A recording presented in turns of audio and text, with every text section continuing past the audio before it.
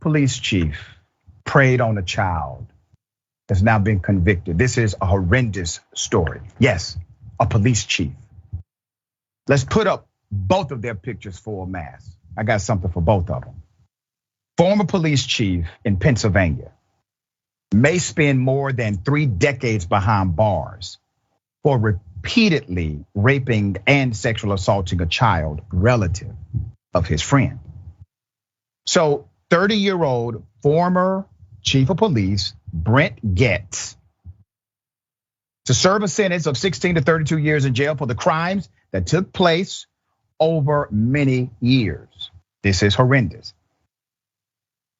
Chief Getz was initially arrested March 2019, along with his co-defendant in the case, Gregory Wagner, who's on the right. Gregory Wagner was Getz's best friend at the time of the assaults. Wagner, now 31, is a relative of the victim. Wagner, in November of 2020, pled guilty to charges of rape and sexual exploitation of children and agreed to testify against Chief Getz at the trial.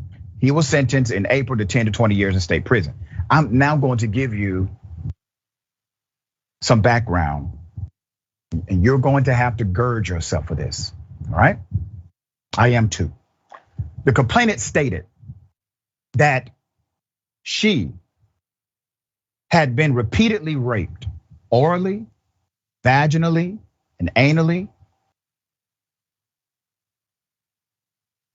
by both her uncle, Greg Wagner, and co-defendant Chief Brent Getz. She noted that it happened several times a week from the age of 4 through the age of 11, ending shortly before the report in May 2012. The complainant stated that Wagner began his assault when she was approximately 4 years old, and Wagner would come into her bedroom and take her to his bedroom. Wagner would touch the complainant's vagina and had a 4-year-old child perform oral sex on him. She also stated that approximately at age 6, Wagner began having vaginal and anal sex with her as well. And that's when they brought in Chief Getz, who became a participant in these rapes. Getz was a friend of Wagner's who participated in the assaults when he was at Wagner's home. The rapes took place several times a month for approximately 6 years. The victim stated that during the assaults, Wagner would have pornography on in his room. Let me give you some background to this victim, who will be a victor, is a victor because she survived them. The victim was 11 when she first told a substitute teacher that her uncle was raping her. That teacher in turn contacted Children and Youth Services. Children and Youth Services informed the Franklin Township Police, who set up an interview for the girl with the Children's Advocacy Center. The girl sat for a lengthy discussion with a forensic interviewer. According to the complaint, she said that Wagner would rub his groin on her genitals, offer her money for sex, and make her watch pornography. Put up the pictures of these sick SOBs. Okay? They did everything this child said they did. One is a chief of police, and the other is a relative of the child, a trusted relative. The Franklin Township Police Department interviewed Wagner in 2012. You see the time frame here? 2012. But when he asked for a lawyer, authorities did not interview him again for over a year. He was free to rape more. No charges were filed after an investigation, according to prosecutors. According to the complaint, the 2 defendants continued to abuse the victim in the interim.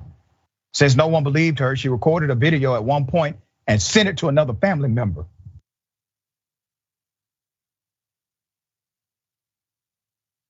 She was 11.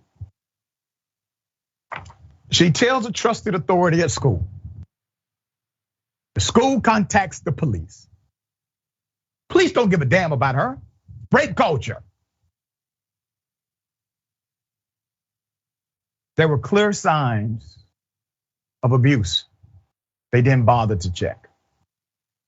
They did not bother to follow up in the investigation because they were afraid, what? That 2 white men got a lawyer? No, this was about Chief Getz being connected to law enforcement as well. In 2015, a complaint was dismissed by a district judge due to what the judge claimed was a paperwork error. You see all these failures? Charges were not refiled after that error. Things changed in 2018, however, when a member of the police force took an active interest in the investigation. The victim, then 17, provided the investigator with new details and the video she recorded 6 years prior. She held on to this for 6 years. By this time, Chief Getz had been appointed as the chief of police. He was in policing for many years. He was appointed chief of police at this time. He was then let go in 2019 after the charges against him were filed. They literally had years to do something. And every time, the authorities who were trusted violated her trust. Every time. And you can't dismiss the reality, the connection between the rape culture in this country and what happened to this child and how the authorities did not take it seriously. Even when she sent the video to a family member, did that family member take it seriously? All right, Adrian, thoughts here. It seems one failure after another. But this police chief is well aware of the failures of the system, and so he decided he would exploit them as well as with his buddy. And I can't imagine the trauma that they put that girl through, especially her ability to trust people going through those formative years, having been violated. And it really does speak to all of the brokenness of the system and who gets preyed upon the most. Also, the thing that really stood out to me is the fact that this police chief was just sentenced to these years in prison, and he's 30 years old. How is it that someone was put in a position of power and yet is so young? While I don't necessarily think age is some kind of should be a barrier in any way to opportunity, we really have to consider this because you're a police chief that considers that's something that should come with a lot of experience and wisdom and judgment. And for this individual to have been promoted to this status and station, it really just makes me wonder about this entire community that they are in. And the fact that I'm sure a lot of things are going on that have not been called out in any way, and that everyone's judgment should be questioned at this point. Yeah, and I know that it's tough to watch these kinds of segments. I know a lot of the viewers are troubled by these kinds of stories. I'm troubled by them too. I'm troubled when I research them. I'm troubled when I say them, when I cover them. But our trouble is not even 1% of the trouble that this child went through. And because of the strength of this child, we have to do these stories, right?